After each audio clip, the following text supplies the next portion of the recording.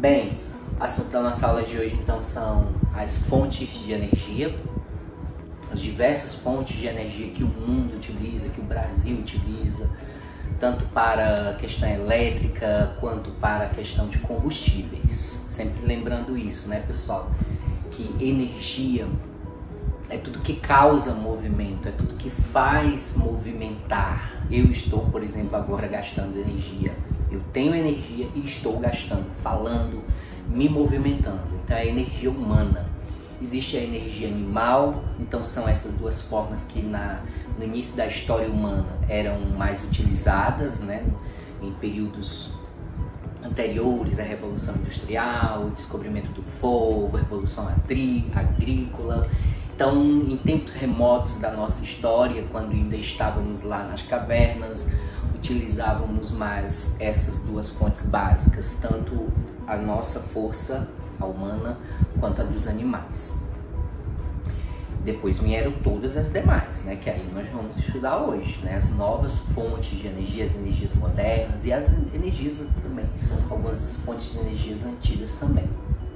É interessante no slide, no material que a gente disponibilizou no grupo, PDF, vocês deem uma observada quais são as fontes renováveis, por que são assim chamadas e quais são as fontes não renováveis. Eu não vou bater nessa tecla, nós já batemos bastante em sala de aula nessa tecla, separando uma da outra, então acho que aqui dá para me tirar para destacar outros aspectos, mas que não deixam de ser importante. É danado para aparecer questõezinhas misturando os dois tipos, né? Colocando uma não renovável no grupo da renovável, perguntando se é verdadeiro ou falso, e a pessoa não sabendo diferenciar, e vice-versa. Então é interessante dominar bem quais são as renováveis e as não renováveis. Renováveis é porque consegue se renovar num curto período de tempo, solar, eólica, a biomassa, hidrelétrica, são várias, né? As não renováveis geralmente são associadas aos combustíveis fósseis, petróleo, carvão mineral, gás natural, e a energia nuclear também está aqui como mineral também, que é considerado não renovável. Então são reservas que o planeta tem em quantidades limitadas e que, portanto, vão se esgotar e que precisarão serem substituídas, né? Além de poluir o meio ambiente, poluir a atmosfera e tal, solos, água, um bocado de coisa. Das fontes de energia, a minha ideia é que vocês façam aquelas tabelinhas colocando vantagens e desvantagens de cada uma delas. Eu já tinha até proposto isso em sala de aula. Eu coloquei algumas características de cada uma delas aqui, não todas. Deu para mim colocar no quadro a nuclear, a hidrelétrica, o carvão mineral, o gás natural. Então tá faltando o petróleo,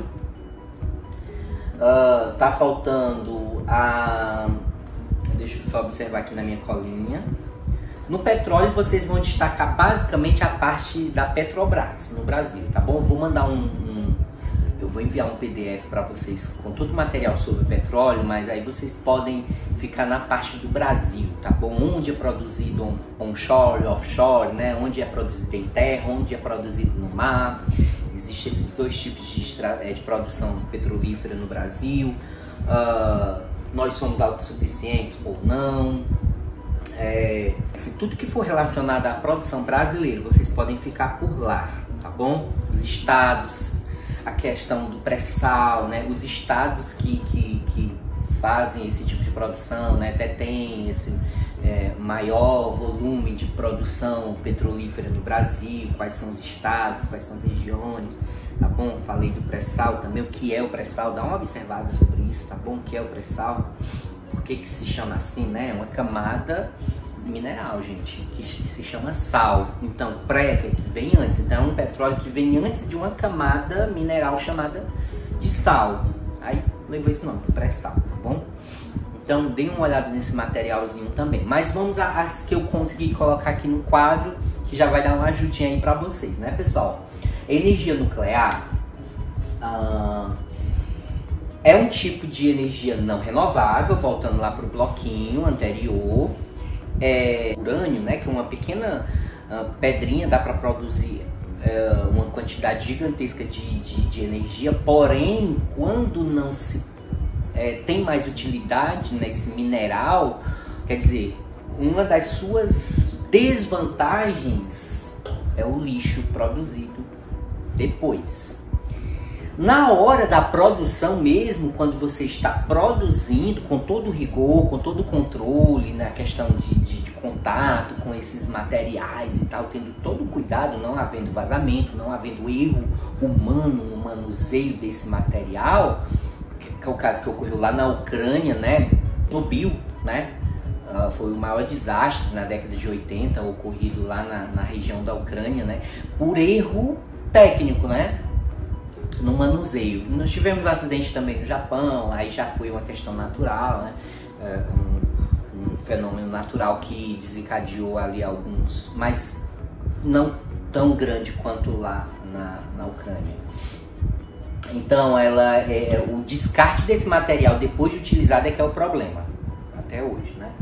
Mas na hora da produção, não, ele não emite, tendo todo o cuidado e tal, essa questão radioativa, tendo a utilização dos materiais e etc., elas não vão emitir gases poluentes na atmosfera, elas não vão poluir a água, elas não vão poluir, elas não têm nenhuma emissão de poluente, ela é limpa. Dentro dessa faixa, tendo cuidado, né, da radiação e tal, tendo todo o cuidado, ela não tem nenhum problema, ela é uma energia limpa. Ela é mais cara, tanto para a instalação de uma usina desse tipo, quanto para manutenção. Então, tá misturado aqui, viu? Vantagens e desvantagens. Vamos fazendo a tabelinha aí de vocês, caso vocês queiram, ir anotando e separando qual é a vantagem e qual é a desvantagem, que tá tudo misturado. Nuclear. Ela foi muito utilizada, principalmente aqui no Brasil, desde a década de 70, quando houve aquele crash lá, aquele crise do petróleo, né, da década de 70. Nós começamos a investir nesse tipo de energia exatamente como alternativa para o petróleo, principalmente na produção de eletricidade, né? As termoelétricas é um tipo de usina que utiliza os combustíveis fósseis, como o petróleo e seus derivados, né? E, quer dizer, é muito poluente e tal, quer dizer, a dependência desse tipo de energia, então quando essa energia está cara, essa fonte energética está cara, o caso do petróleo, então acaba refletindo no bolso dos consumidores, né? Então é uma alternativa complicada, ela é finita, um dia ela vai se esgotar, né? Então o mundo vive buscando alternativas para tentar depender o quanto menos possível desse tipo de energia, as fontes fósseis, mas tá difícil, gente. Então a energia nuclear se tornou assim, uma alternativa. Não depende de fatores naturais, uma vantagem agora, né? A energia nuclear não depende de ter um rio caudaloso, como é o caso que a gente vai falar na frente das hidrelétricas, não depende de ser um país tropical que tenha muita circulação de ventos, né? Um país onde existam áreas litorâneas com muita circulação de massas de ar e tal. A solar também, né, que é áreas ali mais próximas da linha do Equador. Então, são fatores naturais, né, que esses outros tipos de energia, solar, eólica, hidrelétrica, depende de fatores naturais. E não é qualquer país que chega, eu quero investir nessa fonte de energia e pronto. Se ele não tiver tanta insolação durante o ano, se ele não tiver tanta circulação de massas de ar durante o ano, se ele não tiver rios caudalosos, rios de planalto, muito declive para a produção de energia do tipo hidrelétrica. No caso, a energia nuclear não tem isso, não tem esse limitante. Qualquer lugar do mundo, tendo cacau, tendo dinheiro, você pode investir nesse tipo de energia.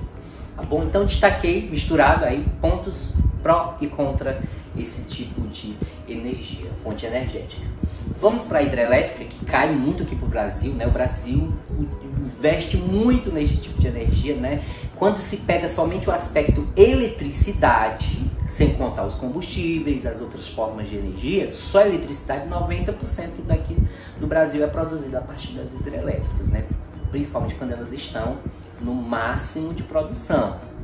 que aí quando vem as secas, períodos onde os reservatórios ficam abaixo do nível mais adequado, inclusive para manter o abastecimento humano também, porque geralmente essas hidrelétricas elas tendem a ser utilizadas para outras finalidades, que não só a produção de energia. Nessas barragens elas são utilizadas para lazer, para abastecimento de cidades que estão ali próximas, né? Então, quando se compromete, principalmente o abastecimento humano, a coisa está baixando demais o nível, então você tende a recorrer às termoelétricas, que são poluentes, que são, né, elas dependem dos combustíveis fósseis, porém, elas têm a vantagem de não depender também de fator natural, as termoelétricas, né? Eu já estou entrando já em outra, né? Então, vamos lá, ó.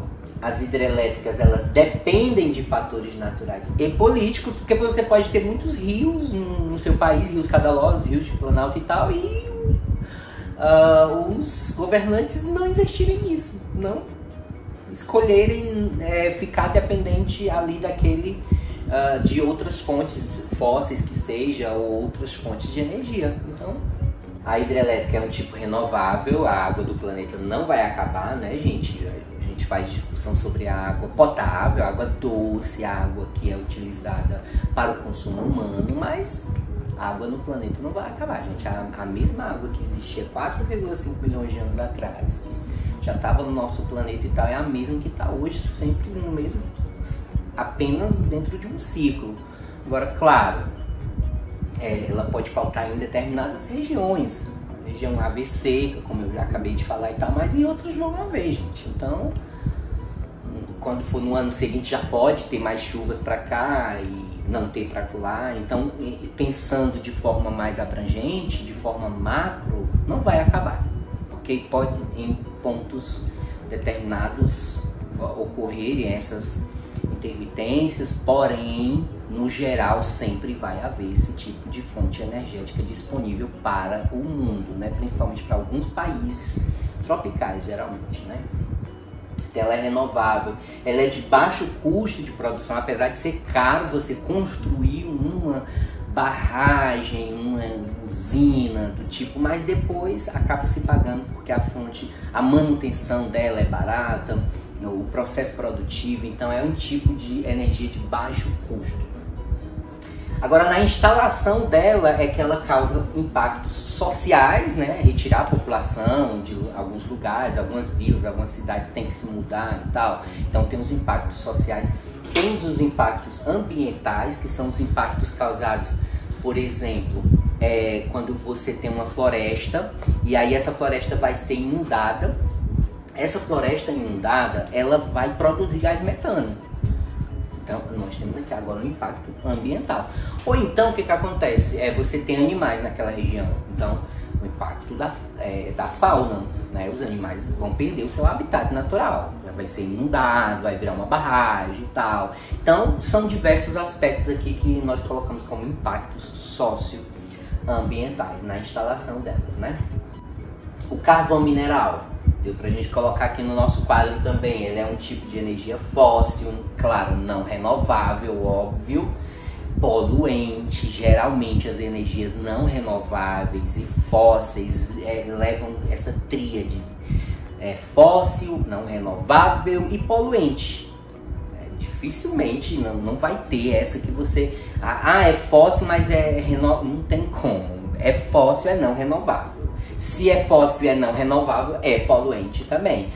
Um pouco de exceção, não seria nenhuma exceção ao gás natural. O gás natural ele é 50% menos poluente que o petróleo, por exemplo. Mas é poluente, não deixa de ser poluente, entendeu?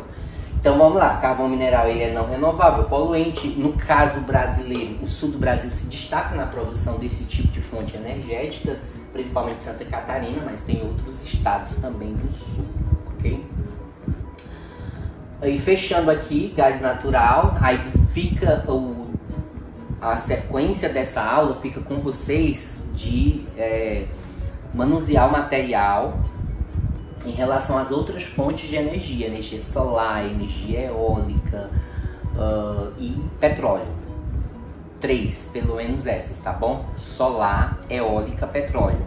Então, fazendo um apanhado sobre cada uma delas, vantagens e desvantagens, se o Brasil tem vantagens sobre elas, tem fator natural que beneficia a localização delas, tipo a solar e a eólica, nós temos sim vantagens, não falta sol aqui, um sol para cada um, ventos também, principalmente nas regiões litorâneas, então é uma vantagem também natural para o Brasil. E o petróleo nós temos também produção nacional, e aí no PDF que eu vou enviar, vocês vão lá para a parte da Petrobras, principalmente, quais estados, quais cidades se destacam, a questão do pré-sal, que está lá no finalzinho do PDF, principalmente, tá bom? Fechando aqui, o gás natural é fóssil, é não renovável, é poluente. O detalhe desse poluente é só que ele é 50% menos que o petróleo, já disse, né? Mas é poluente, não deixa de ser poluente. Ok? É isso, pessoal. Fiquem todos com Deus. Um abraço e até a próxima.